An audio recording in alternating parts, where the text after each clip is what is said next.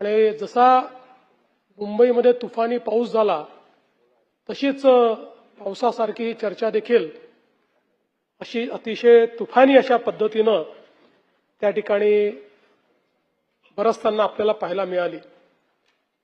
खरं म्हणजे आपण जर बघितलं तर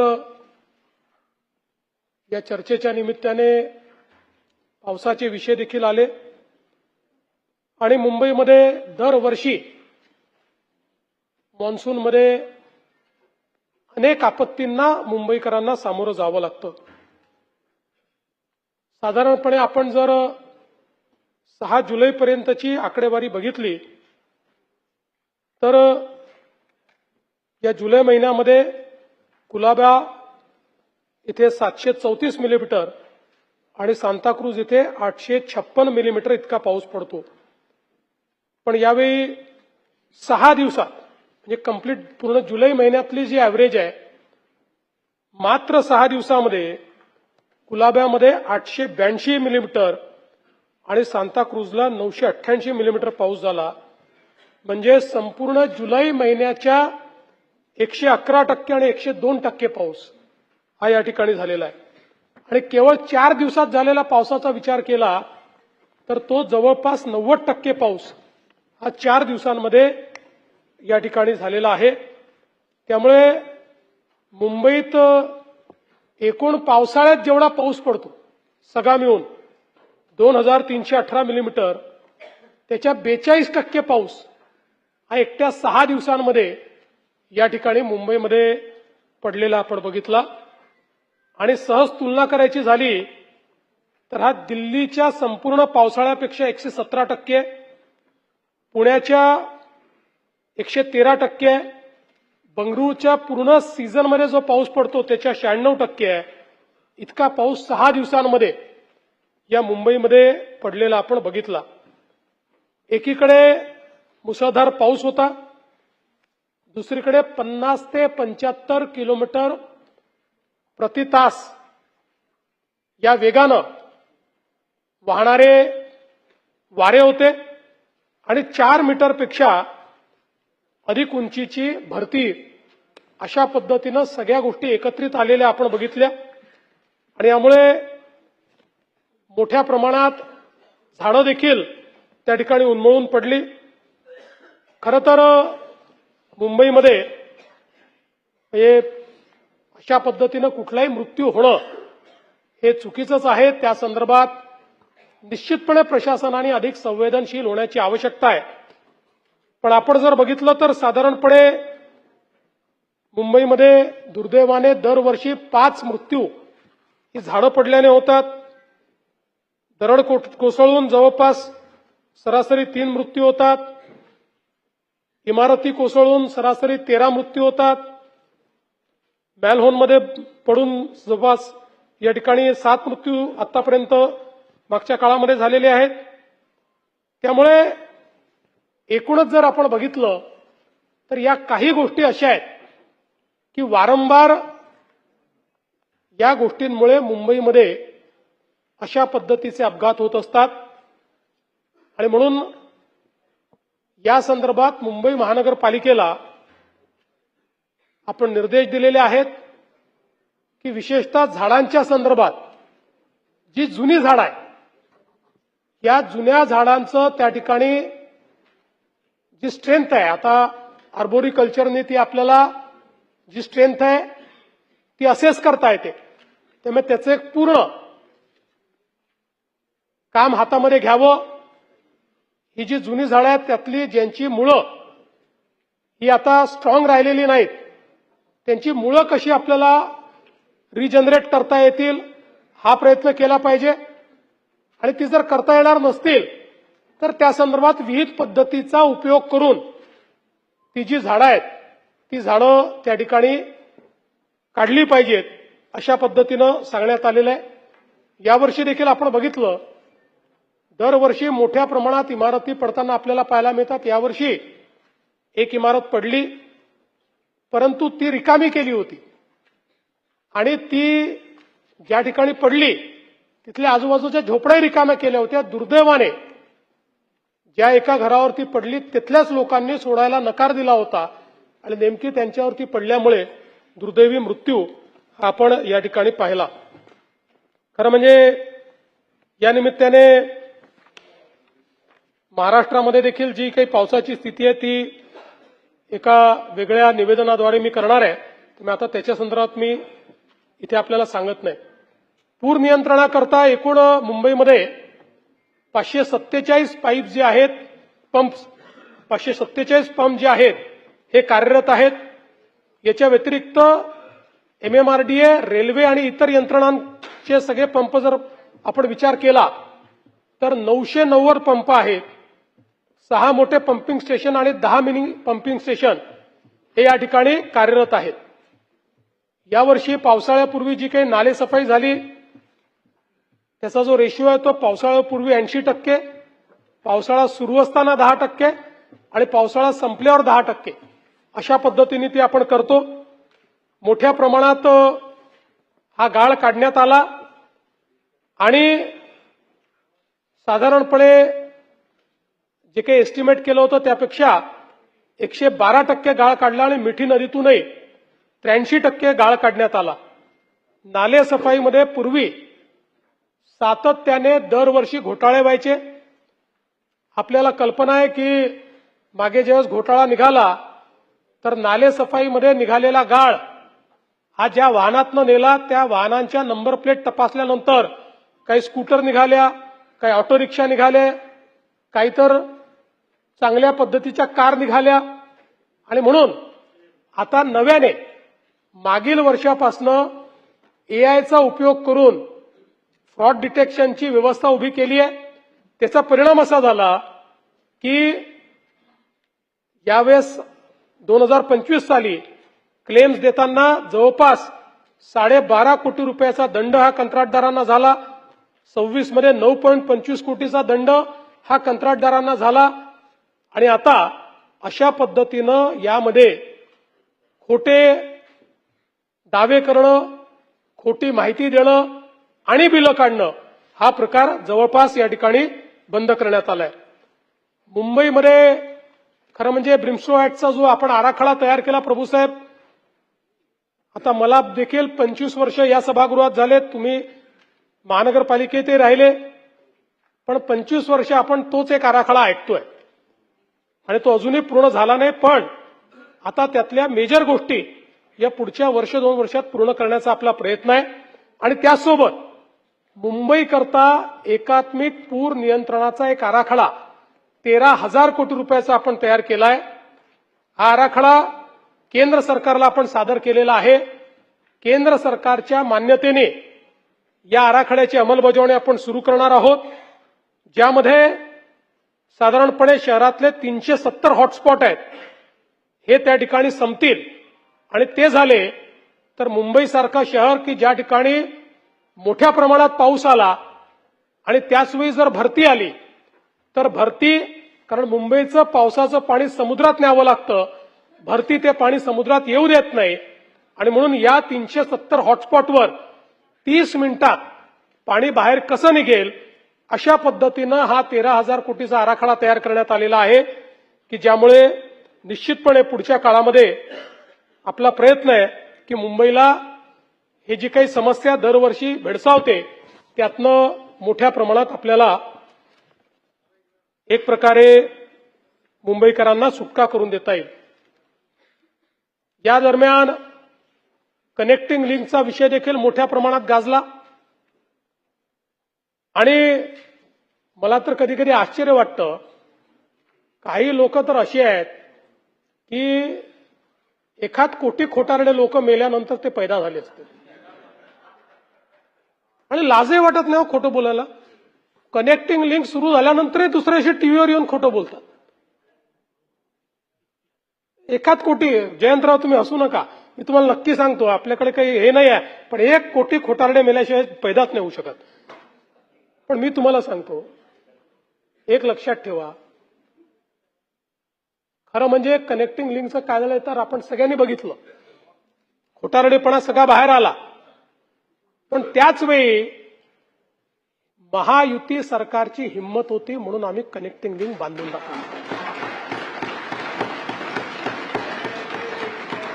ज्यावेळी कोकण रेल्वे बांधायची वेळ आली त्यावेळी असंच लोक म्हणायचे ही रेल्वे चालू शकणार नाही, ही बांधू नका, इथे दरड कोसळते. पण मधु दंडवते नावाच्या एका व्यक्तीमध्ये हिंमत होती, त्यांनी सांगितलं बांधणार, आणि ती बांधली. बांधल्यानंतर जवळपास 15 वर्ष दरवर्षी दरड कोसळायची, पण त्या प्रत्येक वर्षी आपण शिकायचो आणि त्या ठिकाणी काही ना काही काम करायचो आणि ती दरड कोसळणं बंद करायचो. आज विचार करा, या भीतीने जर कोकण रेल्वे तयारच केली नसती तर काय अवस्था राहिली असती. आणि म्हणून ही जी मिसिंग लिंक आहे, या मिसिंग लिंकचा इतिहासही असाच आहे. ज्यावेळी मागचं आघाडीचं सरकार होतं त्या आघाडीच्या सरकारमध्ये या मिसिंग लिंकच्या संदर्भातला प्रस्ताव तयार झाला आणि त्या सरकारच्या माननीय मुख्यमंत्री महोदयांनी 2 पानी नोट लिहून 14 कारणं सांगून ही मिसिंग लिंक करता येणार नाही अशा पद्धतीनं फाईल बंद केली.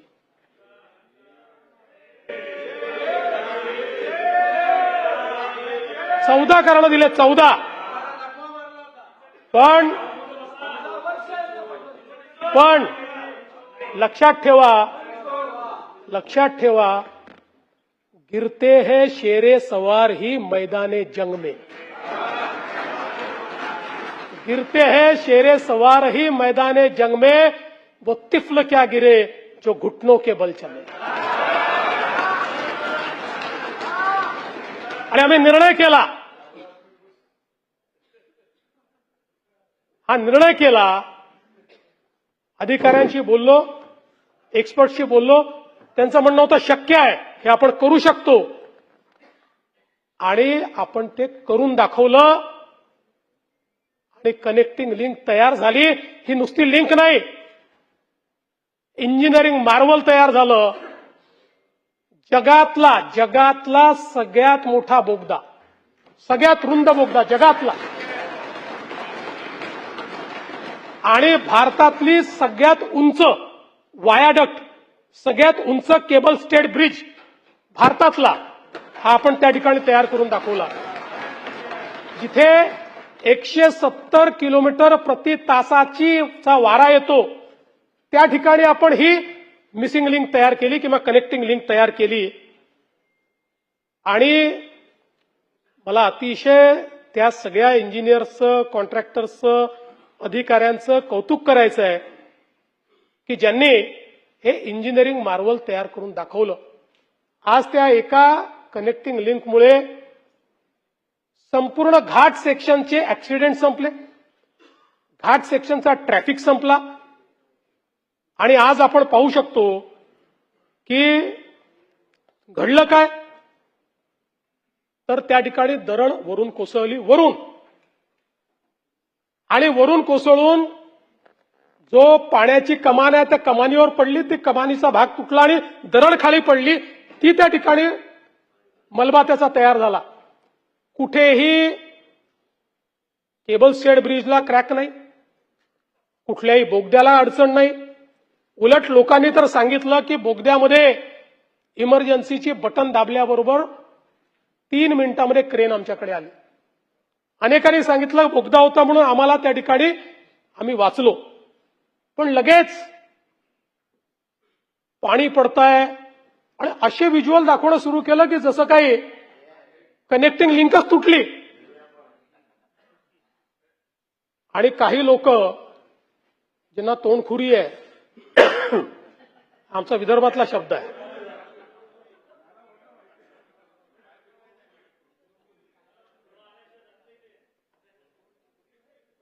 ते असे सुरू पडले की जणू काही 7,000 कोटी पाण्यात गेले. जयंतराव, 18 तासामध्ये ट्रॅफिक सुरू झाला. यांच्या थोबाळावर टिचून आणि सवाल हा नाही आहे, अरे देवेंद्र फडणवीसला शिव्या द्या, त्याला सवय आहे, शिव्या प्रूफ आहे मी. कारण जीवनात एकच गोष्ट शिकलो, आजपासून 10 वर्षांनी हे शिव्या देणारे दिसणार नाही, पण ती कनेक्टिंग लिंक असेल आणि देवेंद्र फडणवीसचं आणि एकनाथ शिंदेचं नाव असेल. पण माझा आक्षेप या गोष्टीला आहे, मला बदनाम करा पण महाराष्ट्राला बदनाम करू नका.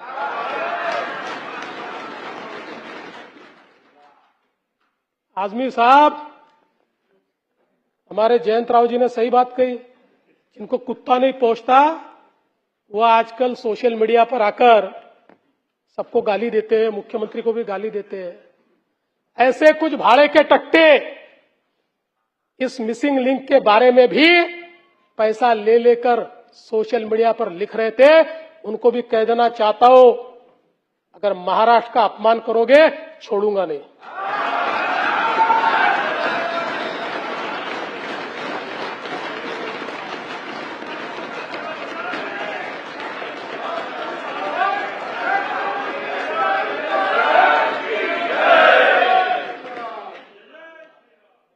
अध्यक्ष महोदय, या घटनेने देखील आपल्याला काही गोष्टी शिकवल्या की पाण्याचा प्रवाह कसा बदलू शकतो, दरड कशी कोसळू शकते.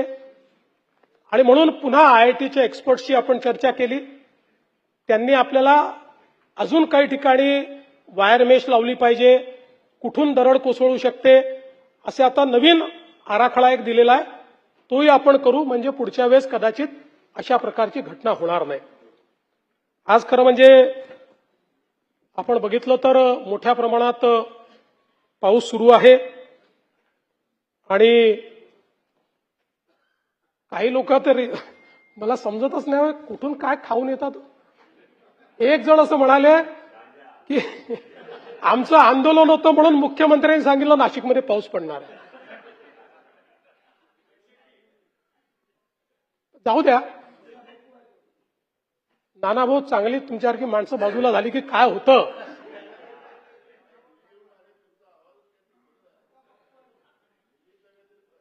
नाही काय नाही.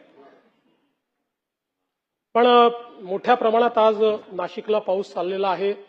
जवळपास त्र्यंबकलाही 252 mm पाऊस तिथे पडलाय. पण सगळ्यात जास्त जी परिस्थिती आज आपल्याला गंभीर दिसते ती विशेषतः वसई विरारची परिस्थिती आपल्याला तिथे गंभीर दिसते. जवळपास रोज 100 mm पेक्षा जास्त पाऊस हा 1 जुलैपासून त्या ठिकाणी चाललेला आहे आणि त्यात 6 जुलैला 325 मिलीमीटर, 7 जुलैला 202 मिलीमीटर आणि जवळपास 72 तासात 672 मिलीमीटर इतका पाऊस त्या ठिकाणी पडलाय. तिथे एनडीआरएफ आणि एसडीआरएफ दोन्हीच्या ज्या कंपन्या आहेत त्या ठिकाणी ठेवलेल्या आहेत. सगळ्या मोबाईल कंपन्यांची चर्चा करून, कारण मोबाईलचं नेटवर्कही तिथे गेलंय, कारण तो जो मोबाईल कंपनीचं इन्फ्रास्ट्रक्चर आहे ते डॅमेज झालेलं आहे, ते देखील ठीक करण्याचं काम चाललेलं आहे. विशेषतः जे आपलं इलेक्ट्रिसिटीचं इन्फ्रास्ट्रक्चर आहे ते मोठ्या प्रमाणात डॅमेज झालेलं आहे. त्यामुळे काही भागांमध्ये जाणीवपूर्वक लाईन बंद करावी लागलेली आहे, ती आपण लवकर रिस्टोअर करतो आहोत. काही भागांमध्ये इमर्जन्सी अशा पद्धतीनं त्या ठिकाणी आपल्याला काही काम करावं लागणार आहे, ते काम देखील सुरू केलेलं आहे. कोकण क्षेत्रातल्या या सर्व विशेषतः प्रभावित जिल्ह्यांमध्ये तातडीच्या जिल्हाधिकाऱ्यांना आपण निधी देखील दिलेला आहे, कारण काही भागांमध्ये अगदी लोकांना जेवण देण्यापासून देखील काम करावं लागणार आहे. तर त्याकरता जो काही निधी आहे तो निधी देखील या ठिकाणी आपण हा दिलेला आहे. माननीय अध्यक्ष महोदय, या चर्चेच्या दरम्यान अमित साटम यांनी आता मुंबई महानगरपालिकेमध्ये जी काही नवीन पद्धत स्वीकारली आहे त्याचा उल्लेख देखील केला. आणि खरं आहे की या महानगरपालिकेला पारदर्शी बनवण्याचा आमचा प्रयत्न आहे आणि म्हणून 1ली ते 10वी शालेय वस्तूंची खरेदी ही जेम पोर्टलवरनं करण्याचा निर्णय आपण घेतला आणि यामुळे मोठ्या प्रमाणात आपल्याला फायदा झाला. जवळपास 48 कोटी रुपयाची बचत ही त्या ठिकाणी झाली. माहिती तंत्रज्ञान विभागाच्या 8 निविदा या जेम पोर्टलचा वापर केला तर 25 कोटी रुपयाची बचत त्या ठिकाणी झाली आणि वेगवेगळ्या प्रकारे हे जे काही कार्य आज महानगरपालिकेमध्ये चाललेलं आहे त्याच्यामध्ये एक महानगरपालिकेने निर्णय घेतला की हे जे विनाकारण फुगवलेले टेंडर्स, खूप अबाऊ टेंडर्स 10%, 15%, 20% हे स्वीकारायचे नाही. आणि मग या दृष्टीने काही निविदा देखील अशा होत्या की ज्याचा नीट त्या ठिकाणी विचार करून जवळपास 1032 कोटीच्या निविदा या रद्द करण्यात आल्या. ज्यात कॉन्क्रीट रोड होते, ज्यात जीएफआरसी सुरक्षा जाळी होती, काही प्राणी संग्रहालयाचे विषय होते की ज्याच्यामध्ये इन्फ्लेटेड अशा प्रकारचे एस्टिमेट्स होते. ते टेंडर या ठिकाणी रद्द केले आणि रस्ते बांधणी दुरुस्ती, इमारत बांधकाम दुरुस्ती, पर्जन्य जलवाहिन्या बांधणी, पूल बांधणी, पाणी पुरवठा, मलनिस्सारण, जलअभियांत्रिकी, दवाखाने, भांडारे या संदर्भात विकास कामाच्या कार्यादेश जे आपण देतो ते आता सॅप प्रणालीच्या माध्यमातून देणं सुरू केलं, जेणेकरून कंप्लीट त्याच्यावर नियंत्रण ठेवता येईल आणि त्याचं रिअल टाइम ऑडिट हे करता येईल. निवड झालेले जे काही कामं आहेत या कार्यादेशांमध्ये स्थळ पाहणीचा अहवाल आणि त्याची जे काही कुठल्या तारखेपर्यंत करायचं आहे, त्याचे काय बेंचमार्क्स आहेत, या सगळ्या गोष्टी याच्यामध्ये नमूद केलेल्या आहेत. त्यामुळे रेडीली त्या ठिकाणी आयुक्त आणि महापौर आणि सगळ्या प्रशासनाला त्या संदर्भातली सगळी माहिती मिळेल की कुठलं काम चाललेलं आहे, ते किती दिवसात पूर्ण करायचं आहे, त्याचे टप्पे काय आहेत, त्याच्यावर काय एस्टिमेट दिलेला आहे, त्या ठिकाणी किती कामगार ठेवले पाहिजेत, अशा सगळ्या गोष्टी या ठिकाणी केल्या आहेत. एकच उदाहरण देतो. आपल्याला माहिती आहे की मुंबईकरांची पाण्यासाठीची जी गरज आहे ती 4665 दशलक्ष लिटर आहे. सध्या प्रतिदिन पाणी पुरवठा 4100 दशलक्ष लिटर होतो. म्हणजे दर दिवसाची तफावत ही 565 दशलक्ष लिटरची आहे. आणि म्हणून काही वेगवेगळे प्रकल्प आपण हातामध्ये घेतले. त्यातला गारगाईचा प्रकल्प हा सगळ्यात सोपा प्रकल्प होता, पण अनेक वर्षापासून त्याला फॉरेस्टची मान्यता मिळत नव्हती. जवळपास 3 वेळा फॉरेस्टने ती मान्यता रद्द केली. इथनं ग्रेडियंटनी पाणी मुंबईला मिळणाऱ्या जवळपास 500 दशलक्ष लिटर प्रतिदिन आपण त्यातनं मार्ग काढला आणि फॉरेस्टशी चर्चा करून याला फॉरेस्टची मंजुरी मिळवली. याचं टेंडर देखील केलं आणि मी महानगरपालिकेचं अभिनंदन करेन की महानगरपालिकेने वाटाघाटीच्या माध्यमातून जे काही टेंडर आलं होतं ते टेंडर त्या ठिकाणी जो काही कॉस्ट होती त्या कॉस्टमध्ये जवळपास 270 कोटी रुपयाची बचत केली. 270 करोड 270 कोटी रुपयाची बचत त्याच्यामध्ये केली आणि 2029 मे पर्यंत हे काम पूर्ण होणार आहे आणि मुंबईला 500 MLD पाणी अधिकचं मिळणार आहे. यासोबत आपल्याला कल्पना आहे आता पाऊस आल्यामुळे थोडा जीवात जीव आला, तर मुंबईच्या पाणी पुरवठा करणारी जी धरणं होती यात 10% देखील पाणी राहिलं नव्हतं. आणि म्हणून निसर्गाचं चक्र बदललेलं आहे. या बदललेल्या चक्रामध्ये आपल्याला कधी अशा इव्हेंटला सामोरं जावं लागेल हे सांगता येत नाही. आणि म्हणून डिसॅलिनेशन यामध्ये मनोरीला 400 दशलक्ष लिटरचं डिसॅलिनेशनचं काम या ठिकाणी दिलेलं आहे, ज्यामध्ये पहिला टप्पा 2029, दुसरा टप्पा 2030 मध्ये पूर्णत्वास येईल. वर्सोवामध्ये 200 दशलक्ष लिटरचं डिसॅलिनेशन निक्षारीकरणाचा प्रकल्प आहे. असं दोन्ही मिळून 2030 सालापर्यंत 1000 दशलक्ष लिटर म्हणजे 1000 MLD डिसॅलिनेटेड पाणी हे मुंबईला उपलब्ध असेल. म्हणजे अशा प्रकारच्या एखाद्या इव्हेंटमध्ये जर आपल्याला त्या ठिकाणी पाणी कमी पडलं किंवा धरणं भरली नाहीत तरी मुंबईमध्ये अडचण येणार नाही असा प्रयत्न आहे. मुंबईमध्ये ब्रिटिशांच्या काळापासून 3 महासंतुलन जलाशय आणि 27 सेवा जलाशय उपलब्ध आहेत. आता त्यातल्या 2 जलाशयांचं नव्याने काम हे त्या ठिकाणी करण्यात येत आहे. काही जलकुंभांचं काम करण्यात येत आहे. त्यामुळे एकूणच जी मुंबईची पाणी पुरवठा सिस्टीम आहे हिचं रिवॅम्पिंग करण्याचं काम हे मोठ्या प्रमाणात चाललेलं आहे. 2022 साली ज्यावेळी पुन्हा या महाराष्ट्रामध्ये महायुतीची सत्ता आली त्यानंतर माननीय शिंदे साहेबांच्या नेतृत्वामध्ये महानगरपालिकेमध्ये आम्ही एक निर्णय घेतला आणि दरवर्षी त्या रस्त्याचं डांबरीकरण करायचं.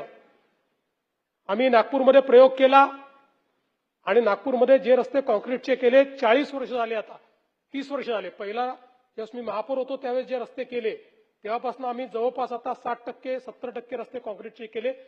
30 वर्षात एक नवा पैसा त्याच्यावर खर्च झाला नाही, एक खड्डा त्याच्यावर पडला नाही.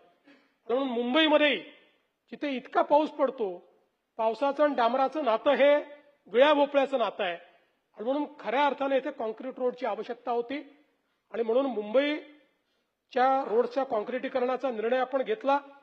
2 टप्प्यांमध्ये आपण याचं काम सुरू केलं. जवळपास रस्त्यांची लांबी ही 2050 किलोमीटर आहे. त्यापैकी 1200 किलोमीटरचं काम हे पूर्वी त्या ठिकाणी पूर्ण झालं होतं आणि जवळपास आता नव्याने आपण 575 किलोमीटरचं काम पूर्ण केलं आणि 138 किलोमीटरचं काम सुरू आहे. म्हणजे जवळपास हा प्रकल्प पूर्ण झाल्यानंतर 1200 किलोमीटरपैकी 1913 किलोमीटर 2050 किलोमीटरपैकी 1913 किलोमीटरचे रस्ते म्हणजे 95% रस्ते हे मुंबईमध्ये कॉन्क्रीटचे रस्ते असतील, ज्याच्यावर आपल्याला खड्डे पडणार नाही, वारंवार त्या ठिकाणी काम करावं लागणार आहे. टप्पा 1 मध्ये 89% काम झालेलं आहे. डिसेंबर 2026 पर्यंत 1ची मुदत आहे. टप्पा 2 मध्ये 73% काम झालंय, ज्याची नियोजित मुदत ही मे 2027 आहे. दोन्ही टप्पे मिळून 81% प्रगती आहे आणि मे 2027 पर्यंत हे दोन्ही प्रकल्प पूर्ण करण्याचा आमचा प्रयत्न आहे. याचा परिणाम काय आहे तर 2023 मध्ये आपल्याला रस्त्याचे खड्डे, मुंबईतल्या रस्त्याचे खड्डे बुजवण्याकरता 203 कोटी रुपये लागले होते. 24 मध्ये ते 164 कोटी झाले, 25 मध्ये ते अजून कमी 97 कोटी झाले आणि 2026 मध्ये फक्त 45 कोटी रुपये लागले. म्हणजे 203 कोटीवरनं आपण 45 कोटीवर आलेलो आहोत आणि पुढच्या काळात याही पेक्षा कमी पैसा आपल्याला लागेल. आणि अर्थातच मुंबईमध्ये रस्ते की खड्डे वगैरे असे काही जे काही आपल्याला पूर्वी बातम्या पाहायला मिळायच्या, बहुतांश मार्गांवर अशा बातम्या आपल्याला त्या ठिकाणी पाहायला मिळणार नाही.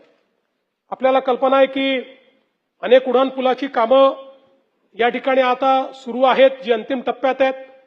जे फ्लायओव्हर भायखळा येथील वाय ब्रिजशी जोडण्यासाठी केबल स्टेड फ्लायओव्हर आहे, आपण जर जाताना बघत असाल तर अंतिम टप्प्यामध्ये तो आहे. महालक्ष्मी रेल्वे स्थानकाजवळ रेल्वे रुळाजवळ केबल स्टेड ब्रिज आहे. बोरीवली येथील कोरा केंद्र उड्डाणपूल केबल स्टेड तंत्रज्ञानावर या पुलाचा विस्तार चाललेला आहे. अंधेरीतील जेव्हीपीडी जंक्शन जुहू सर्कल उड्डाणपूल, मालाडमधील मडबेट आणि अंधेरीतील वर्सोवा यांना जोडणारा मड वर्सोवा केबल स्टेड पूल, ज्याच्यामुळे खूप मोठी फेरी ही त्या ठिकाणी वाचणार आहे, वेळही वाचणार आहे आणि ट्रॅफिकही मोठ्या प्रमाणात कमी होणार आहे. माहीममध्ये सेनापती बापट मार्ग ते वांद्रे पूर्व उड्डाणपूल, एबीएस मार्गावरील कुर्ला पश्चिम मधील कल्पना टॉकीज ते घाटकोपर पश्चिमेतील पंकेशा बाबा दर्ग्यापर्यंतचा उड्डाणपूल, घाटकोपर मानखुर्द लिंक रोडला सायन पनवेल हायवेवरील टी जंक्शनशी जोडणारा फ्लायओव्हर जे आर्म्स आहेत ते आर्म्स त्या ठिकाणी आपण तयार करतो. पश्चिम द्रुतगती मार्गावरील रेल्वे उड्डाणपुलाचं रुंदीकरण चाललेलं आहे. गोरेगाव मुलुंड हा जो काही आपला या ठिकाणी जोड रस्ता आहे, टनेल आहेत, ज्याच्यामुळे 90 मिनिटाचा वेळ हा 25 मिनिटाला येणार आहे. ईस्ट वेस्ट कनेक्टिव्हिटीमध्ये आपल्याला माहिती आहे की ठाणे आणि बोरिवली आणि गोरेगाव ते मुलुंड ह्या 2 कनेक्टिव्हिटी अशा होत आहेत की ज्याच्यामुळे या मुंबईमध्ये ईस्ट वेस्ट कनेक्टिव्हिटीचा जो एक मेजर प्रॉब्लेम आहे तो पूर्णपणे आपण दूर करू, ज्यातनं मोठ्या प्रमाणात आपले रस्ते जे आहेत ते या ठिकाणी डिकंजेस्ट होतील. यासोबत आपल्याला कल्पना आहे की मुंबईचा 60% ट्रॅफिक हा वेस्टर्न एक्सप्रेसवेवरनं जातो. वेस्टर्न एक्सप्रेसवेला डिकंजेस्ट करण्याकरता आपण त्या ठिकाणी प्रयत्न सुरू केला. आता आपला कोस्टल रोड बांद्र्यापर्यंत आलाय. बांद्रा वर्सोव्याची लिंक आपण तयार करतोय. वर्सोव्याची लिंक पुढे चारकोप दहिसर करत उत्तनपर्यंत जाणार आहे आणि मी स्वतः त्या संपूर्ण मार्गाची पाहणी केली. अतिशय वेगानं काम चाललंय मला या गोष्टीचा आनंद आहे की या प्रकल्पातल्या सगळ्या अडचणी आम्ही दूर केल्या, सगळ्या परमिशन्स मिळवल्या. काही परमिशन्स करता सर्वोच्च न्यायालयात जावं लागलं, सर्वोच्च न्यायालयात जाऊन त्या परमिशन्स मिळवल्या.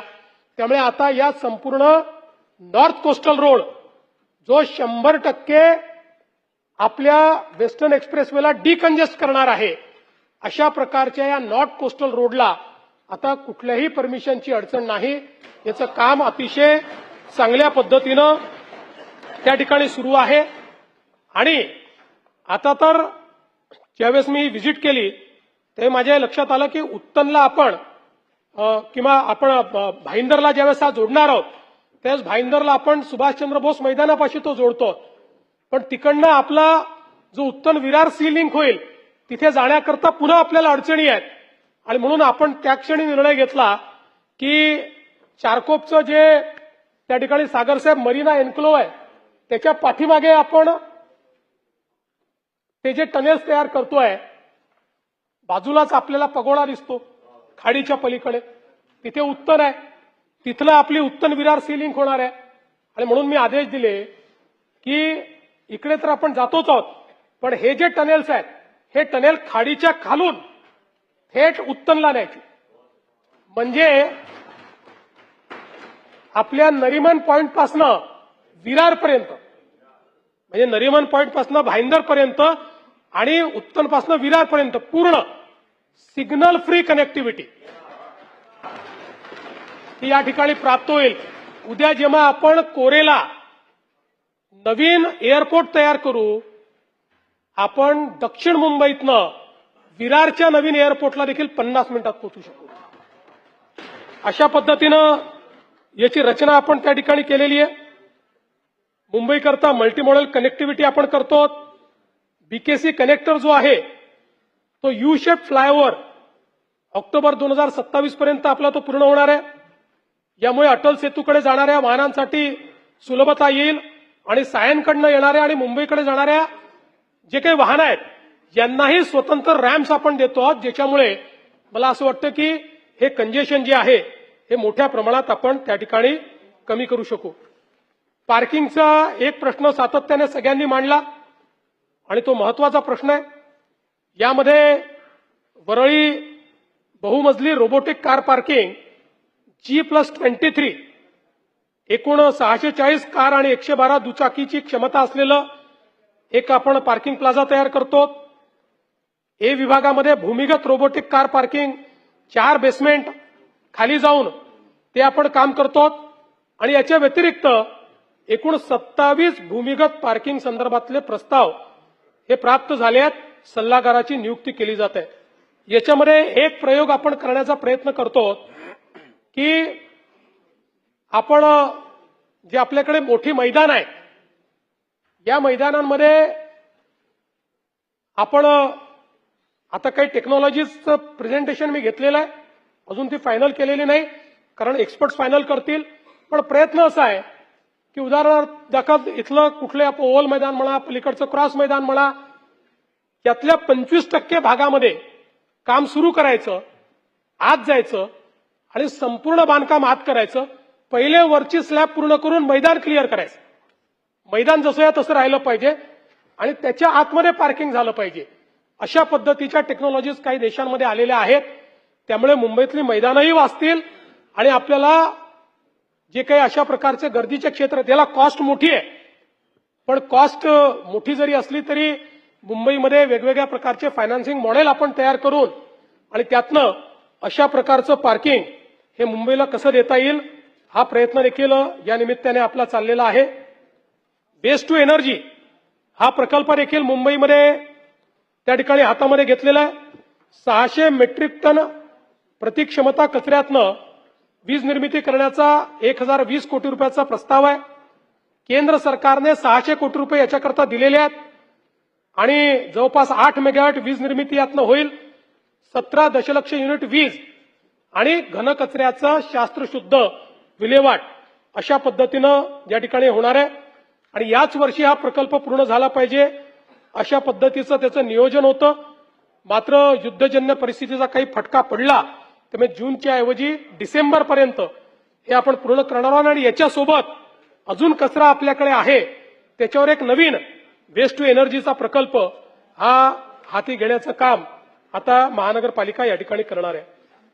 आपल्याला माहिती आहे की मुंबईमध्ये ज्यावेळी कोविड झाला आणि कोविडच्या काळामध्ये ज्यावेळेस आपण हॉस्पिटल बेड्सचा विचार केला त्यावेळी असं लक्षात आलं की मुंबईच्या लोकसंख्येच्या तुलनेमध्ये हॉस्पिटल बेड्स मुंबईला उपलब्ध नाहीये आणि म्हणून साधारणपणे अगदी मिनिमम बेंचमार्कला जायला देखील 8,000 बेड्स हे त्या ठिकाणी मुंबईमध्ये असावेत अशा पद्धतीची रचना करणं गरजेचं होतं.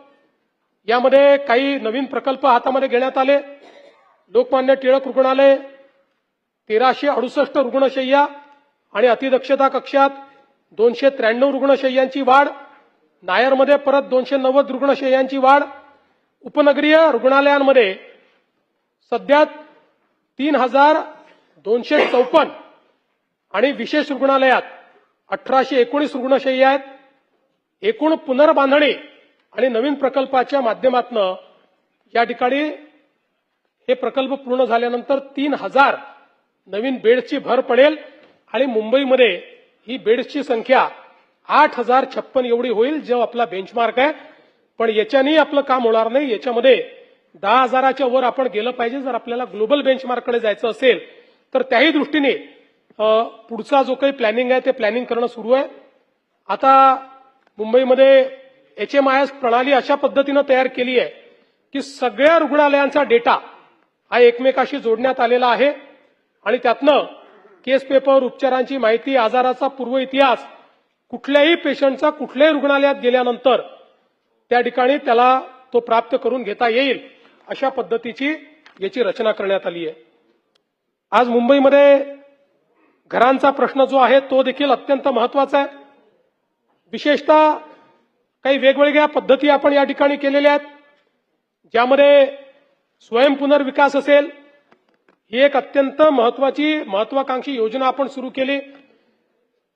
प्रवीण दरेकरजी यांच्या समितीने एक रिपोर्ट दिला. त्या रिपोर्टच्या आधारावर आपण काही कन्सेशन्स दिले आणि आज जवळपास 1,600 प्रपोजल स्वयंपुनर्विकासाचे हे त्या ठिकाणी प्राप्त झालेले आहेत. 58 गृहनिर्माण संस्थांना देकार पत्र दिलेली आहेत. 41 संस्थांना नाहरकत प्रमाणपत्र मिळाली आहेत. 6 संस्थांची भोगवटा प्रमाणपत्र देखील जारी झालेली आहेत आणि 13 संस्थांना व्याज माफी देखील आपण दिली आहे. यात सगळ्यात महत्वाचं जर काही घडलं असेल, मी स्वतः गेलो होतो. 25-25, 30-30 मजली इमारती तयार होत आहेत. स्वयंपुनर्विकासामध्ये 400 फुटामध्ये राहणारा व्यक्ती बिल्डरकडे गेला असता तर 600 फूट मिळालं असतं. स्वयंपुनर्विकासामुळे 1200-1400 स्क्वेअर फूट त्याला मिळालं. म्हणजे जो मुंबईकर आहे, मराठी माणूस आहे, याला या योजनेमुळे स्वतःचं हक्काचं मोठं घर हे प्राप्त करून घ्यायला आज मोठ्या प्रमाणात त्याचा फायदा होतोय. म्हाडाच्या अंतर्गत क्लस्टर विकास, समूह पुनर्विकास हे आपण सुरू केलं. अभ्युदयनगर काळा चौकी असेल, PMGP जोगेश्वरी पूर्व EPC असेल, मोतीलाल नगर गोरेगाव असेल, कामाठीपुराचा पुनर्विकास असेल अमीनभाई, GTB नगरचा पुनर्विकास असेल, SVP नगरचा अंधेरी पश्चिमचा असेल, आदर्श नगर वरळी असेल, वांद्रे रिक्लेमेशन, आरामनगर, रामकृष्ण नगर खार, ओल्ड MHB बोरीवली हे जुन्या वसाहती आहेत. या वसाहतीमध्ये कुठल्या व्यवस्था उरलेल्या नाहीत, जुनी छोटी घरं आहेत आणि म्हणून हा एक नवीन पद्धत आपण आणली की ज्याच्यामध्ये विकासक स्वतः म्हाडा आहे आणि CND वर त्या ठिकाणी आपण काम देतो. म्हणजे मालकी कोणाला देत नाहीये, बिल्डरला मालकी देत नाहीये.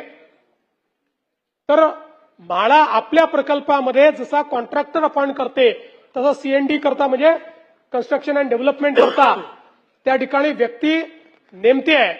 त्यामुळे त्याचा जो मेजर फायदा आहे हा म्हाडाला मिळतोय, तिथे रहिवाशांना मिळतोय.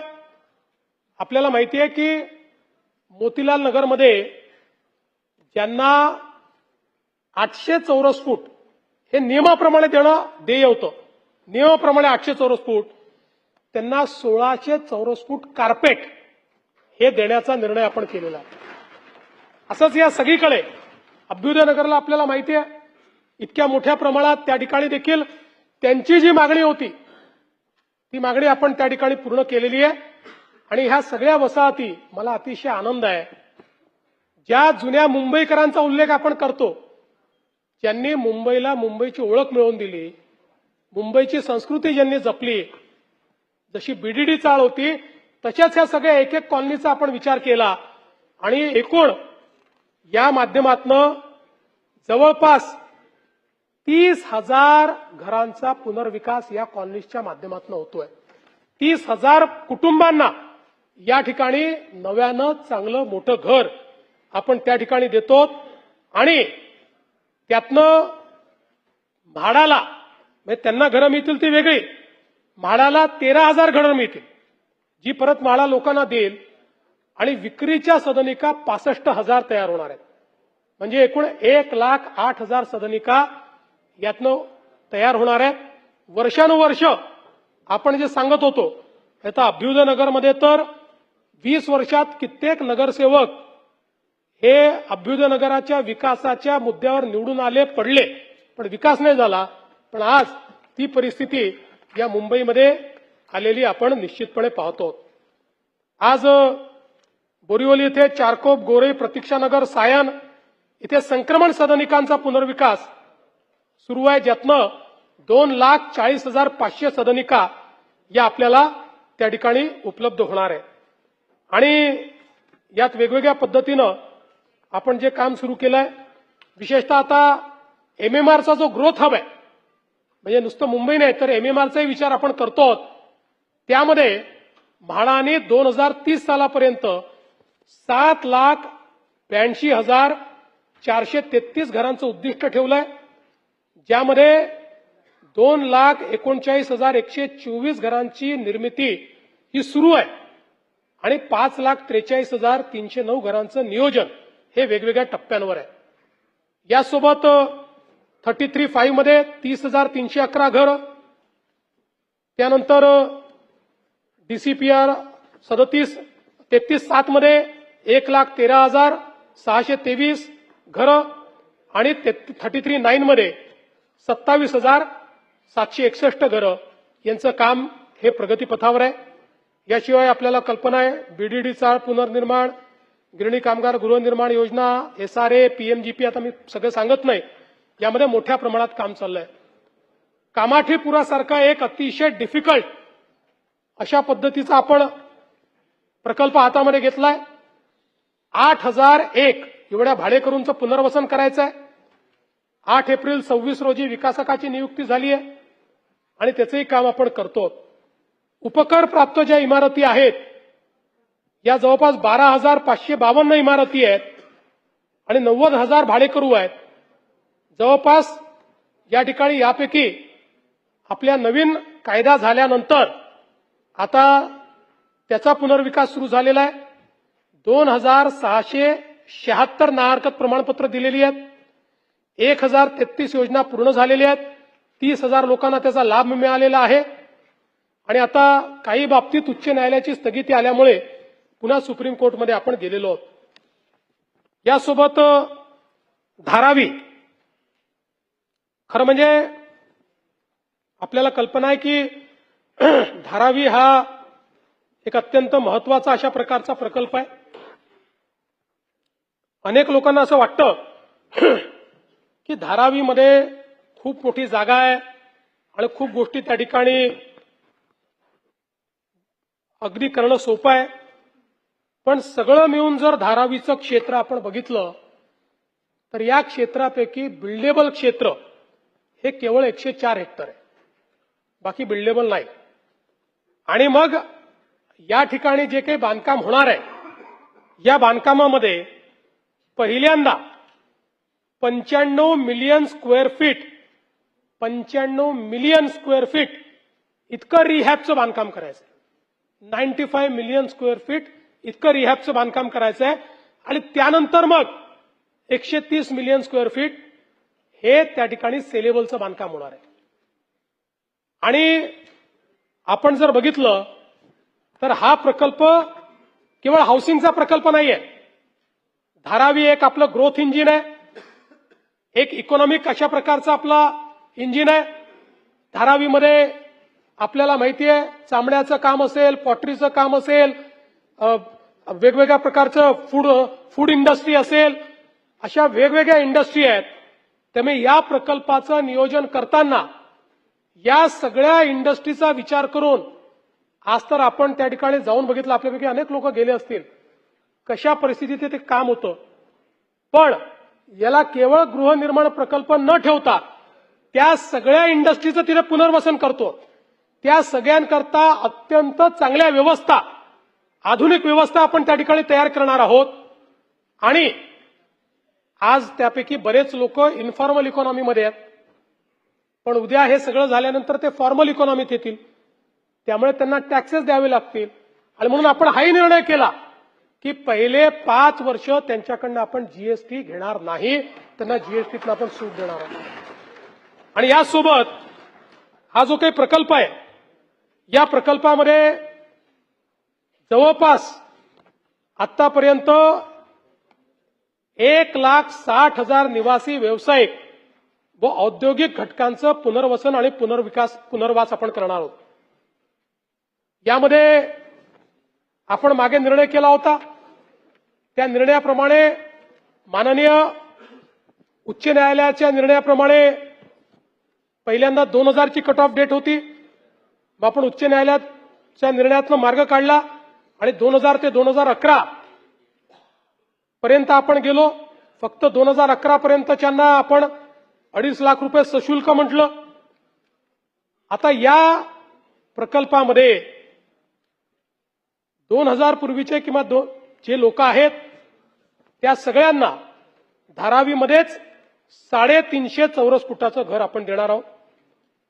जे 2000 ते 2011 वाले आहेत त्यांना 2.5 लाख रुपये भरावे लागतील, पण त्यांना धारावीमध्येच घर आपण देतो आहोत.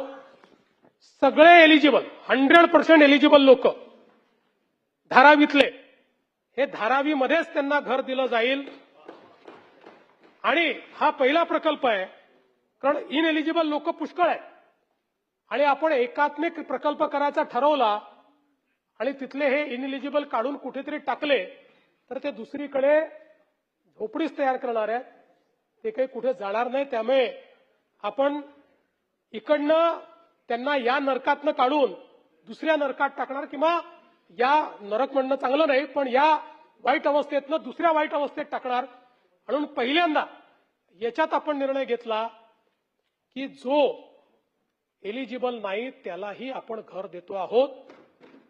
आणि त्यातले जे धारावीत मावतील ते बाकीच्यांना धारावीच्या बाहेर देतो, पण जवळपास देतो. त्यांच्या जागा देखील आपण आयडेंटिफाय केलेल्या आहेत आणि अतिशय सुंदर अशा प्रकारची घरं आपण त्या ठिकाणी देतो. ज्यांचे गाळे आहेत त्यांना गाळे देतो. सगळ्या गोष्टी म्हणजे हा प्रकल्प असा आहे की ज्याच्यामध्ये ज्या ज्या अडचणी येऊ शकतात त्या सगळ्या अडचणी आपण दूर केलेल्या आहेत. आणि आम्ही असं ठरवलं, पहिल्यांदा आमचं ठरलं होतं की आता प्रकल्प सुरू झालाय, रेल्वेची जागाही मिळाली, त्याचंही काम चालू झालंय, या प्रकल्पाचं एक भूमिपूजन करावं. पण नंतर हा निर्णय मी केला आणि आमच्या सहकाऱ्यांना सांगितलं की भूमिपूजन नाही, पुढच्या 1.5 वर्षामध्ये रिहॅबचे 10,000 घरं पूर्ण करायचे आणि त्या घरांचा चाव्या देण्याचा कार्यक्रम, या स्लमच्या लोकांच्या रिहॅबच्या चाव्या देण्याचा कार्यक्रम 10,000 लोकांचा हा माननीय प्रधानमंत्र्यांच्या हस्ते करायचा, अशा पद्धतीचा निर्णय आपण या ठिकाणी घेतलेला आहे. यासोबत मुंबईमध्ये झोपडपट्टीचा जर विकास आपल्याला करायचा असेल तर क्लस्टर पद्धतीने आपल्याला जावं लागेल. आपल्या लक्षात आलं, आपण सगळे पद्धती करून पाहिल्या, मागच्या काळात 3K आली, पण 3K आपली यशस्वी होऊ शकली नाही, कारण त्याच्यात खूप फॉल्ट्स होते. पण क्लस्टर हेच उपाय आहे. कारण जर मुंबईमध्ये तुम्हाला डेव्हलपमेंटही करायची आहे, ओपन स्पेसेसही द्यायचे आहेत, मुंबई लिव्हेबलही ठेवायची आहे, कॉन्क्रीटचं जंगलही होऊ द्यायचं नाही आहे, तर आपल्याला हे सगळं क्लस्टर पद्धतीनंच करता येईल. आणि म्हणून शासनाने हा निर्णय केला आणि मुंबईमध्ये जवळपास 19 क्लस्टर आपण तयार केलेले आहेत. या 19 क्लस्टरमध्ये बहुतांश मुंबई जी आहे ही स्लम फ्री आपल्याला करता येते. याच्यामध्ये पहिल्या क्लस्टरचं आपलं आता वर्क ऑर्डर स्टेजला आपण आलो जुहू गल्लीमध्ये. आता जे क्लस्टर आपले टेंडरच्या स्टेजवर आहेत त्याच्यामध्ये आझमी साहेब, मानखुर्द शिवाजीनगर, बेरामबाग बांद्रा ईस्ट, मजासवाडी गोरेगाव आणि एंटॉप हिल आणि याच्या व्यतिरिक्त इतर क्लस्टरचं जे काही आहे ते काम या ठिकाणी चाललेलं आहे. म्हणजे मोठ्या प्रमाणात समूह पुनर्विकासातून हे जे सगळे आमचे झोपडपट्टीत राहणारे लोक आहेत त्यांनाही रिहॅब त्या ठिकाणी द्यायचा आणि कॉन्क्रीटचं जंगल न होऊ देता काही स्पेसेस या त्या ठिकाणी निर्माण करायच्या, अशा पद्धतीनं हे काम आपण या ठिकाणी हातामध्ये घेतलेलं आहे. मुंबई महानगरपालिकेने काही बेस्ट प्रॅक्टिसेस सुरू केल्यात. विशेषतः मुंबई महानगरपालिकेच्या ठेवींच्या संदर्भात खूप चर्चा होते, त्याच्यावर नंतर येतो. पण या ठेवीची जी गुंतवणूक आहे तो एक बिझनेस आहे. त्यामुळे यातही पारदर्शिता आणण्याचं काम आपण केलं आणि मुदत ठेवीची गुंतवणूक ऑनलाईन प्रणालीने आता होईल. बँका बीड करतील. जो सर्वोच्च व्याजदर देईल, म्हणजे ठरलेल्या मेजर बँका आहेत त्या, कुठली बँक नाही, जो सर्वोच्च व्याजदर देईल त्या बँकांना त्या ठिकाणी या ठेवी मिळणार आहेत. याचा फायदा असा होतोय की आता जे व्याजदर मिळतात याच्यामुळे जे काही लॉंग टर्म व्याज आहे त्यात जवळपास 250 कोटी रुपये जास्त महानगरपालिकेला मिळतील. माय बीएमसी मार्ग तक्रार निवारण प्रणाली तयार केली आहे की ज्याच्यामध्ये तक्रारींचं कार्यक्षम व्यवस्थापन, सतत निरीक्षण आणि विहित मुदतीत निराकरण करण्याचा प्रयत्न आहे. व्हॉट्सअप एक चॅटबॉट तयार केलाय, 1916 ची हेल्पलाईन तयार केली आहे आणि ज्या तक्रारी समाज माध्यमांवर येतात त्याचंही केंद्रीकृत संकलन, वर्गीकरण, परीक्षण आणि निराकरण या संदर्भातली ही एक व्यवस्था आता मुंबई महानगरपालिकेने तयार केली आहे. त्यामुळे कोणी तक्रार केली तरी कुठल्या ना कुठल्या लेवलला त्या तक्रारीचं निदान झालं पाहिजे. आणि एवढंच नाही तर तक्रारदाराला आपला अभिप्राय देखील नोंदवता येतो. तक्रारीचं निवारण झाल्यानंतर त्याला विचारलं जातं की तुम्ही किती मार्क द्याल, किती गुणवत्ता आहे, वेळेत झाली का. सगळं काही एकदम चांगलं झालं असं मी म्हणणार नाही, पण ही जी पद्धत आहे या पद्धतीमुळे खूप मोठ्या प्रमाणात त्या ठिकाणी फायदा होणार आहे. दुसरं, पारदर्शिता आणण्याच्या या संपूर्ण प्रयत्नांमध्ये आपण तंत्रज्ञानाचा चांगला उपयोग करतो, ज्यामध्ये संपूर्ण शहराचं डिजिटल ट्विन तयार करण्याचं काम सुरू केलेलं आहे. या डिजिटल ट्विनच्या माध्यमातून विस्तृत भौगोलिक माहिती संकलित केली जाते. 500 चौरस किलोमीटर क्षेत्राची एरियल फोटोग्राफी, लायडर सर्वेक्षण, 3300 किलोमीटरचे टेरेस्ट्रियल लायडर सर्वेक्षण, 900 किलोमीटरचं मोबाईल लायडर सर्वेक्षण आणि 360 डिग्री पॅनोरामिक प्रतिमा संकलित करून 25 चौरस किलोमीटर क्षेत्राचे बॅथीमेट्रिक सर्वेक्षण, अशा पद्धतीनं पूर्णपणे मुंबई शहर हे देशातलं पहिलं शहर असेल की ज्याचा डिजिटल ट्विन आपण तयार करू. 100% प्रत्येक गोष्टीची माहिती आपल्या डिजिटल ट्विनवर आपल्याला अवेलेबल असेल.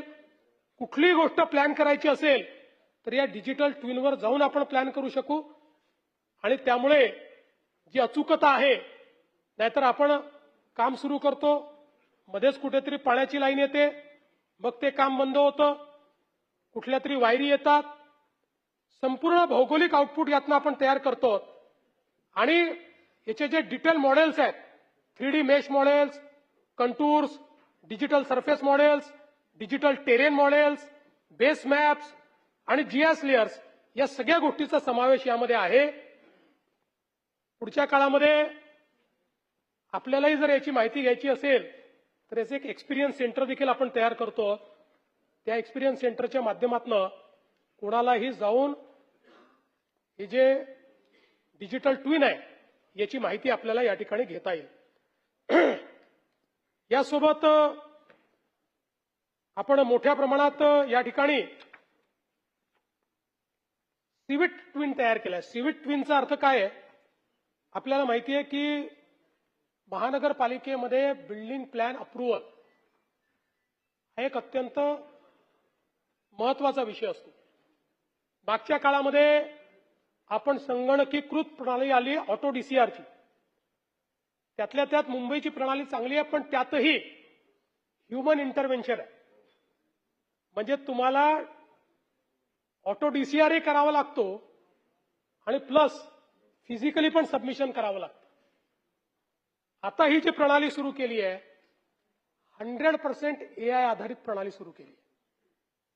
आता ही प्रणाली 24 तास उपलब्ध आहे, कारण त्याला आपले जे AIचे एजंट्स आहेत यांना काही रात्री झोपावं लागत नाही.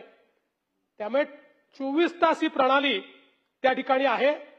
यामध्ये 12 AI एजंट्स आहेत जे बिल्डिंग प्लॅनच्या सबमिशन पासून मंजुरीपर्यंत सगळ्या प्रकारचं काम हे AI एजंट्स करतात.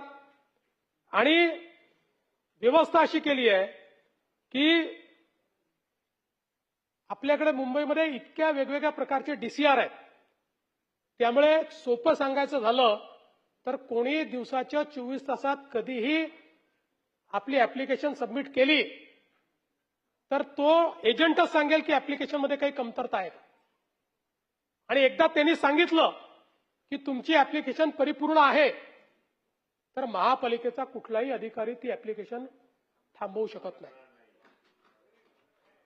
म्हणजे कोणीही याच्यामध्ये व्यक्तीच नाही. 100 प्रकारचे कंप्लायन्स चेक करावे लागतात. हे 100 कंप्लायन्स चेक हे डिजिटल एजंट्स, हे जे AI एजंट्स आहेत हे AI एजंट्स त्या ठिकाणी करणार आहेत. AI एजंट म्हणजे जसं आपल्याला सिरी असतं किंवा एलेक्सा असतं, हे जसे एजंट आहेत तसेही ते एजंट आहेत जे बोलणार आहेत, जे सांगणार आहेत तुम्हाला. त्या एजंट्सच्या माध्यमातून या ठिकाणी हे काम आपण करणार आहोत. 24 तास हे आपल्याला करता येईल. आणि याच्यामध्ये 2 मुख्य पोर्टल आणि ऑटो सिंक पोर्टल केलेलं आहे. त्यामुळे हे जे काही आपले आर्किटेक्ट्स जे त्या ठिकाणी प्लॅन मांडतात त्यांना स्वयं तपासणीचा अधिकार दिलेला आहे. त्यामुळे ते याच्यातनं स्वयं तपासणी करून एकदा त्यांनी अप्रुव्हल घेतलं की त्यानंतरची प्रोसेस ही अतिशय सोपी आहे. ही पण प्रोसेस सोपी आहे, पण हे घेतल्यानंतर कोणी त्यांना थांबवू शकणार नाही अशा पद्धतीचं. यातनं काय फायदा आहे? खरं म्हणजे याच्यातल्या तर एकूण मुंबई महानगरपालिकेमध्ये जे काही नकाशे रिजेक्ट होतात त्या रिजेक्शनमध्ये 60% घट येणार आहे. 60% घट. कारण आपल्याला माहिती आहे फ्रीवेलच गोष्टीवर ते रिजेक्ट होतात. मग लोक चक्रा मारत असतात. मग चक्रा मारणारे काय करतात तुम्हाला मी सांगायची आवश्यकता नाहीये. त्यामुळे हा विषय संपणार.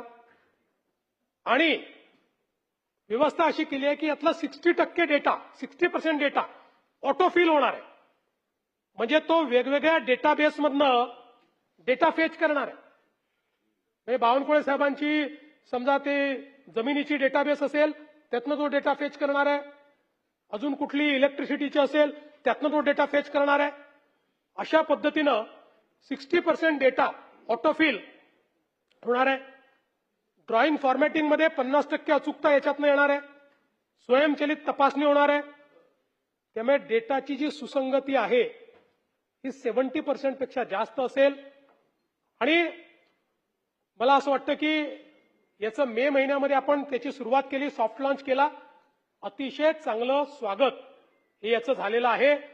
आणि एकदा मुंबईमध्ये प्रणाली यशस्वी झाल्यानंतर महाराष्ट्रातल्या सगळ्या महानगरपालिकेत पहिल्या टप्प्यात आणि त्यानंतर सगळ्या नगरपालिकांमध्ये, नगरपंचायतींमध्ये हीच प्रणाली लागू होईल. कुठेही ह्युमन इंटरव्हेन्शन असणार नाही. AIचा वापर करून शेवटचा जो टप्पा आहे, 1-2 टप्पे त्याच्यावरच ह्युमन इंटरव्हेन्शन येईल. मध्ये कुठेही, आणि ते हे करता येईल की फक्त एआयवर गोष्टी सोडता येत नाहीत. ह्युमन ओव्हरसाईट असली पाहिजे, या दृष्टीनं याची व्यवस्था आपण केलेली आहे. दुसरं एक महत्वाचं पाऊल जे आपण उचललं, कारण ज्यावेळी धारावीचा विषय झाला त्यावेळेस अनेक लोकांनी आरोप केला की यातनं तर टीडीआर घोटाळा होईल, मग त्याचा कंट्रोल तुम्ही कसा करणार.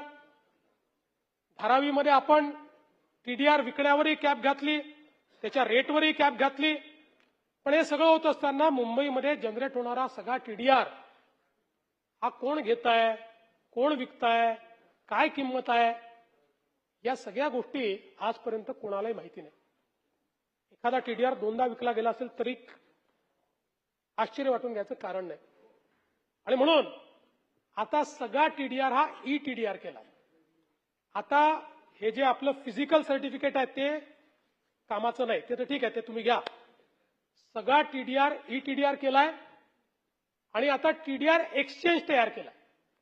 जसं शेअर म्हणजे हर्षद मेहताचा घोटाळा का झाला, तर तो याकरता झाला की शेअर ऑफलाईन विकता यायचा.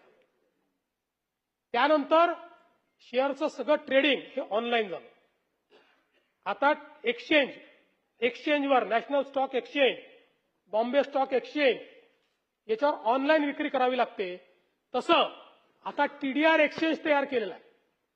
त्यामुळे ई टीडीआर आणि टीडीआरची खरेदी विक्री देखील या एक्सचेंजवरच करावी लागेल. ती फिजिकल विक्री तुम्हाला करता येणार नाही.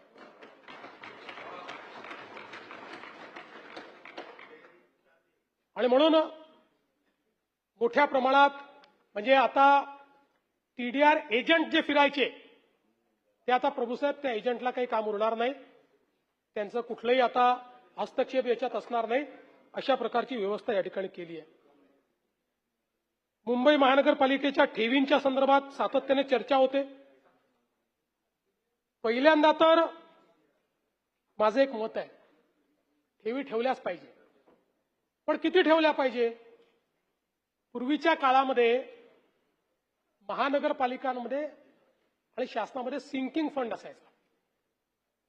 हा सिंकिंग फंड कशा करता, तर अडचणीत आल्यानंतर आपण घेतलेलं जे कर्ज आहे त्याचं सर्व्हिसिंग करता आलं पाहिजे.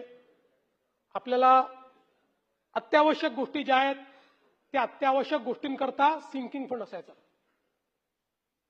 आज महानगरपालिकेमध्ये ह्या ज्या काही ठेवी आहेत त्या किती असल्या पाहिजेत. माझं स्वतःचं मत आहे की या ठेवी एका लिमिटपर्यंत असल्या पाहिजे. उरलेले पैसे हे कामामध्ये गुंतवले पाहिजे.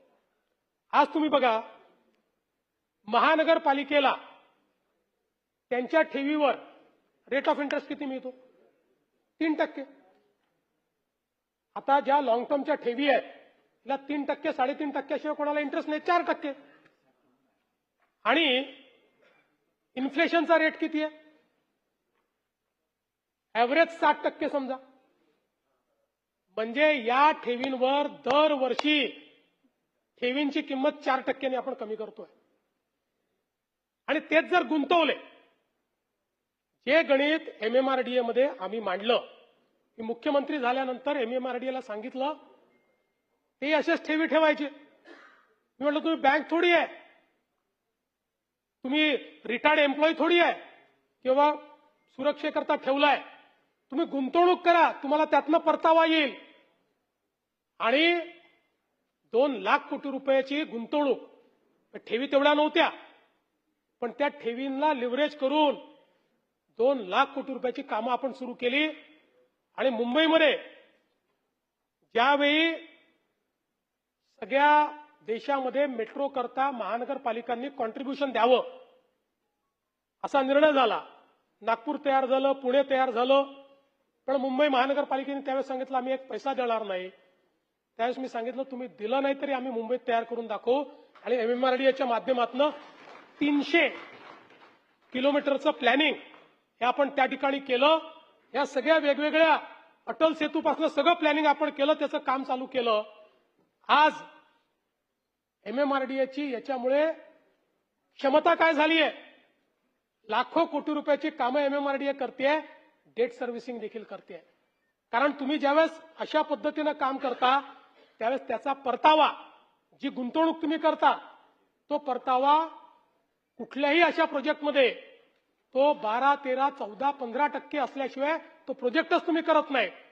म्हणजे ज्या पैशावर तुम्ही 3% पैसे कमवता त्याच्यावर 15%चा परतावा आणि सामान्य जनतेकरता एवढ्या सोयी तुम्ही तयार करत असता. आणि म्हणून मला असं वाटतं की या संदर्भात बरं महानगरपालिकेच्या ठेवी म्हणजे काय आहे? आता कोस्टल रोड आपण केला. कोस्टल रोड करत असताना आपण हा निर्णय ज्यावेळेस महानगरपालिकेमध्ये आपण जो काही वाढीव अशा प्रकारचा FSI दिला किंवा वाढीव अशा प्रकारचं बांधकाम अलाव केलं त्यावेळी त्याच्यामध्ये करताना आपण हे सांगितलं होतं की कोस्टल रोड करायचा आहे, याला पैसे कुठनं येतील? तर हे जे ऍडिशनल पैसे मिळणार आहेत ते तुम्ही ठेवीच्या स्वरूपात ठेवा आणि त्यातनं कोस्टल रोड करा. म्हणजे ही ठेव कशाकरता आली होती? कोस्टल रोड करण्याकरता. आणि मग ती ठेव मोडली म्हणून ठेव मोडली करायचं काय? चाटायचं? अरे लोक मरून राहिले आणि तुम्ही सांगता की आमचे एवढे त्या ठिकाणी ठेवी आहेत. आणि म्हणून आणि असं नाही आहे काय ठेवी कमी झाल्या वगैरे काय महानगरपालिकेला काय फार भीक लागली अशी परिस्थिती नाही आहे. मी तुम्हाला सांगू इच्छितो या ठिकाणी आपण जर बघितलं तर साधारणपणे 2017 मध्ये 62 कोटी होत्या, 18 मध्ये 72 होत्या, 19 मध्ये 76 होत्या, 20 मध्ये 79 होत्या, 21 मध्ये 78 होत्या. म्हणजे 2021 साली 78,000 कोटी होते. जून 2026 मध्येही 78,000 कोटीच्याच ठेवी आहेत. आता बदल कुठे आहे? जे सांगितलं होतं तो बदल आहे मार्च 2022 आणि मार्च 2023. यावेळी या ठेवी 91,000 कोटीला पोहोचल्या. त्या का पोहोचल्या हे नाही सांगत आपण. कारण सरकारने कोविडच्या पार्श्वभूमीवर निर्णय करून त्या ठिकाणी सगळ्या प्रकारचे प्रीमियम हे 1.5 वर्षाकरता कमी केले आणि म्हणून लोकांनी ऍडव्हान्समध्ये पैसे भरले.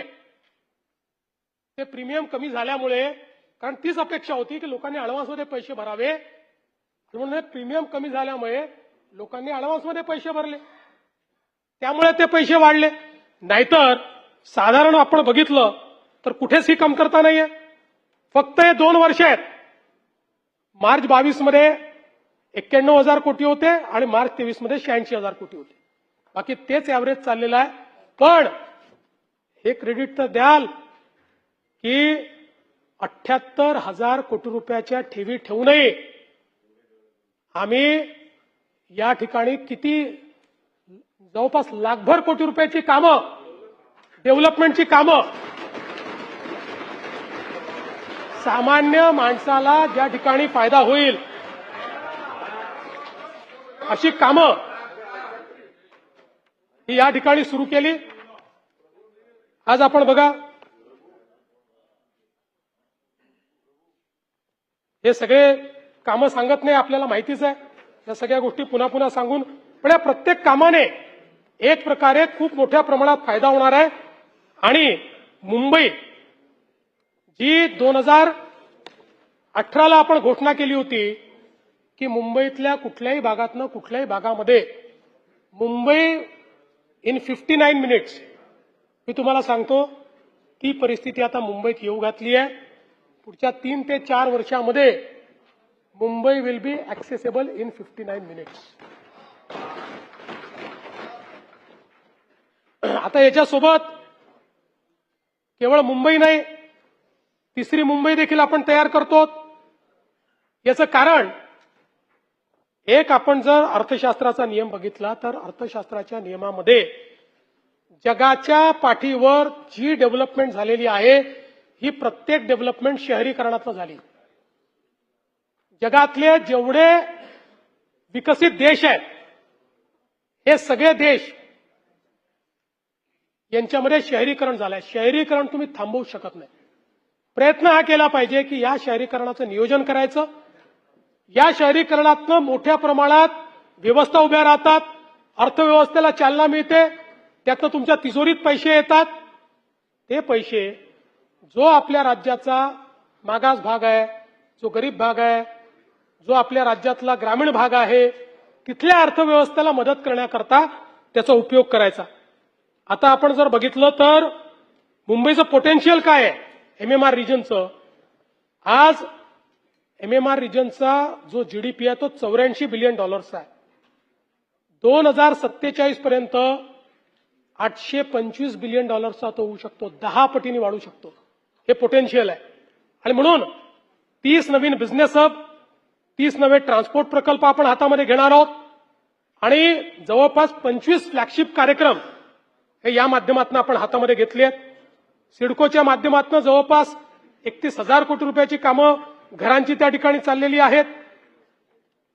नैना आपल्याला माहिती आहे की ज्याच्यामध्ये TPS 1 मंजूर केला आहे, TPS 2 आपण मंजूर करतो. 4, 6, 7 साठी प्रिलिमिनरी स्कीम आपण मंजूर केलेली आहे.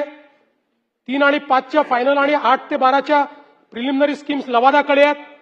12 फ्लायओव्हर, 57 मायनर ब्रिज, 134 किलोमीटरचे स्मार्ट रस्ते, अशा पद्धतीनं त्या ठिकाणी आपण हे काम या ठिकाणी हातामध्ये घेतो. यासोबत नवी मुंबईमध्ये पुष्पक नोडला आपण एज्युसिटी तयार करतो. जगातल्या टॉप रँकिंग 8 युनिव्हर्सिटीज त्या ठिकाणी आलेल्या आहेत आणि ही एज्युसिटी तयार झाल्यानंतर त्या ठिकाणी 1 लाख विद्यार्थी शिकतील. 1 लाख. आणि या सगळ्या ज्या युनिव्हर्सिटीज आहेत त्यांचा ऑफशोर हा कॅम्पस असेल, त्यामुळे तिकडच्या युनिव्हर्सिटीत शिकणं आणि इथे शिकणं यात कुठलंही अंतर असणार नाही. किंबहुना त्यांचे कदाचित 2 वर्ष इकडे 2 वर्ष तिकडे अशा पद्धतीनं ते शिकवतील. पण आपल्या मुलांना जर विदेशात शिकायला जायचं असेल तर 100 विद्यार्थ्यांना एलिजिबिलिटी असेल, त्यातले 8 विद्यार्थी जाऊ शकतात, 92 जाऊ शकत नाही. आज ते सगळे विद्यार्थी 25% या ठिकाणी शिकणार आहेत. आपण मेडिसिटी तयार करतो. जगातले बेस्ट अशा प्रकारच्या इन्स्टिट्यूशन्स त्या ठिकाणी येतात. आणि सगळ्यात महत्वाचं, मुंबईच्या मल्टी मॉडेल कनेक्टिव्हिटीमध्ये आपण वॉटर मेट्रो तयार करतो. आमच्या नितेश राणेंनी त्याच्यामध्ये खूप चांगल्या पद्धतीनं काम केलंय. 6,066 कोटीचा प्रस्ताव आहे. याच्यावर 33 मार्ग आहेत, 44 टर्मिनल्स आहेत, 340 किलोमीटरची ही वॉटर मेट्रो असणार आहे. 2031 पर्यंत 7.5 कोटी प्रवासी याच्यात प्रवास करतील अशा प्रकारचं याचं नियोजन केलं आहे. आणि त्याकरता 203 इलेक्ट्रिक आणि हायब्रिड वेसल्स हे आपण त्या ठिकाणी घेतो. एकदा याचं सगळं काम पूर्ण झालं तर कुठल्याही जगातल्या शहरामधली सगळ्यात मोठी जलवाहतूक ही आपली असणार आहे. याचं सगळं इन्फ्रास्ट्रक्चरचं काम आपण सुरू केलेलं आहे. BKC मध्ये आपण पॉट टॅक्सी तयार करतो. आणि आपल्याला माहिती आहे की यासोबत आता वरळी शिवडी कनेक्टर की ज्याच्यामध्ये अटल सेतूला नॉर्दर्न सबअर्ब्समधनं लोक जे येतील त्यांना सरळ जाता येईल, 67% काम पूर्ण झालंय. ठाणे बोरिवली 13% पूर्ण झालाय. ऑरेंज गेट ज्याच्यामुळे ईस्टर्न फ्रीवेवरनं उतरल्यानंतरची जी अडचण आहे ती पूर्ण संपून जाईल. आता 1.25 तास लागतो, 3 मिनिटात आपण चौपाटीपर्यंत पोहोचू. 25% काम पूर्ण झालेलं आहे. वाढवणची जी द्रुतगती जोडणी आहे त्याचं काम आपण सुरू केलंय. अटल सेतू ते पुणे एक्सप्रेसवे 55% काम झालंय. त्यानंतर ठाणे पूर्व द्रुतगती महामार्गावर 3 हात नाकाचं जंक्शन त्याचं काम सुरू केलेलं आहे. आता ईस्टर्न फ्रीवेला आपण ठाण्याकडे नेतो, त्यामुळे ईस्टर्न फ्रीवे हा त्या ठिकाणी साधारणपणे छेडानगरवरनं तो आनंदनगरपर्यंत जाईल आणि पुढे मग आनंदनगरवरनं पलीकडे तो साकेतपर्यंत जाणार आहे आणि आमणेपर्यंत आपल्याला फायनली न्यायचं आहे. म्हणजे ही कनेक्टिव्हिटी अशी होईल की समृद्धी महामार्गापासूनही आपण JNPTला किंवा समृद्धी महामार्गापासून ठाण्याला किंवा समृद्धी महामार्गापासून दक्षिण मुंबईपर्यंत सिग्नल फ्री येऊ, कुठेही सिग्नल असणार नाही. अशा पद्धतीनं याची रचना आणि हे काम देखील जवळपास 13% आपण पूर्ण केलंय. गायमुख ते पायगाव खाडी पुलाचं बांधकाम असेल त्याचं प्राथमिक सर्वेक्षण आपण पूर्ण केलंय. त्यानंतर कासरवडवली ते खारबाव खाडी पूल जो आहे त्याचंही आपलं GTIचं काम सुरू आहे आणि नॅव्हिगेशन स्पॅनसाठी पायलिंगचं काम देखील त्याचं प्रगतीपथावर आहे. कोलशेत ते काल्हेर खाडी पुलाचं काम निविदा त्याची निघालेली आहे. बाळकुम ते गायमुख ठाणे खाडी किनारा मार्ग जो आहे त्याच्या आता जवळपास सगळ्या परवानग्या मिळालेल्या आहेत. त्याचं प्राथमिक काम चालू आहे. मगाशी सांगितलं आनंदनगर ते साकेत उन्नत रस्ता, त्यानंतर एरोली ते कटई नाका 92% काम पूर्ण झालंय. आणि यासोबत हिंदू मिल स्मारक जवळपास 100% स्ट्रक्चरल काम पूर्ण झालेलं आहे.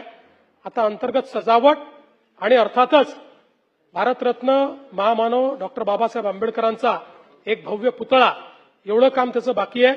तेही लवकरात लवकर करण्याचा आपला प्रयत्न आहे.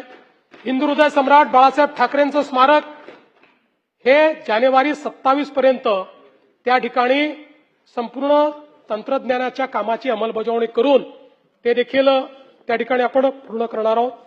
आणि सूर्या पाणी पुरवठा योजना ही पण डिसेंबर 2026 पर्यंत आपण पूर्ण करणार आहोत. एकूण जर MSRDCचा विचार केला तर त्यातनं 4,58,000 कोटीची कामं ही आपण हातामध्ये घेतली आहेत. मुंबईची जी मेट्रोची प्रकल्प आहेत,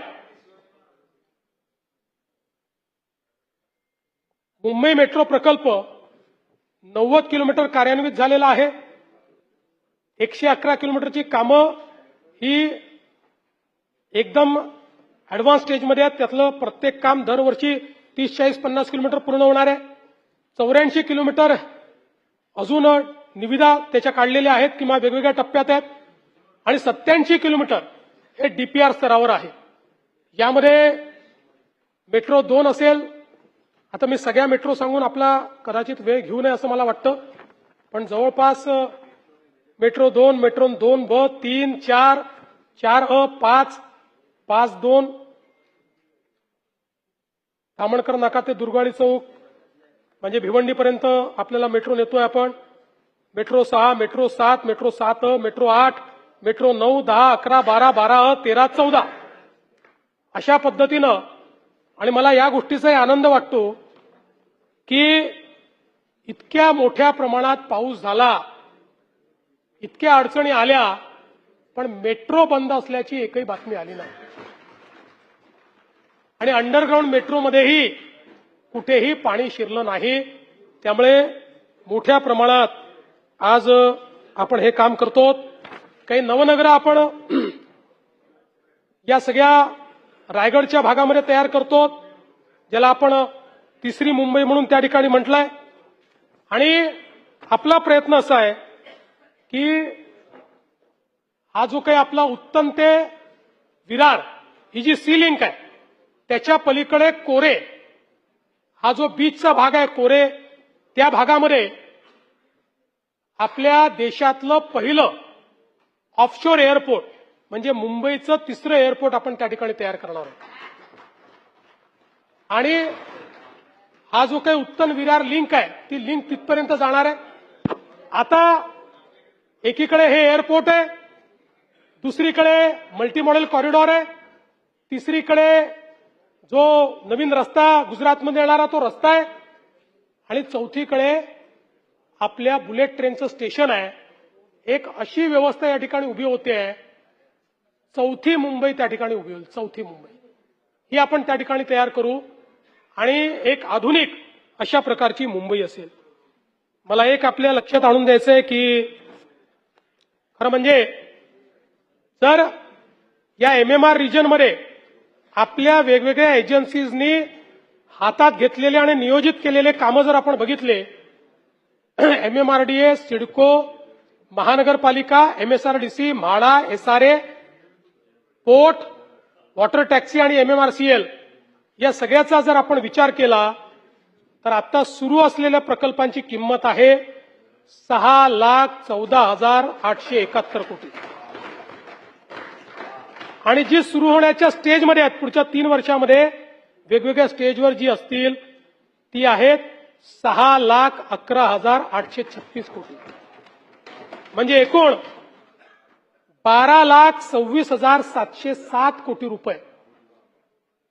आणि या सगळ्या ही जी काही कामं आहेत या कामांचं फायनान्शियल क्लोजर केलंय. त्याचे जिथे कर्ज घेतलेले आहेत त्याच्या सर्व्हिसिंगची व्यवस्था आपण उभी केलेली आहे. माझा दावा आहे देशातल्या कुठल्याच मेट्रोपॉलिटन रिजनमध्ये एवढी कामं नाहीत जेवढी मुंबई मेट्रोपॉलिटन रिजनमध्ये आज कामं चाललेली आहेत.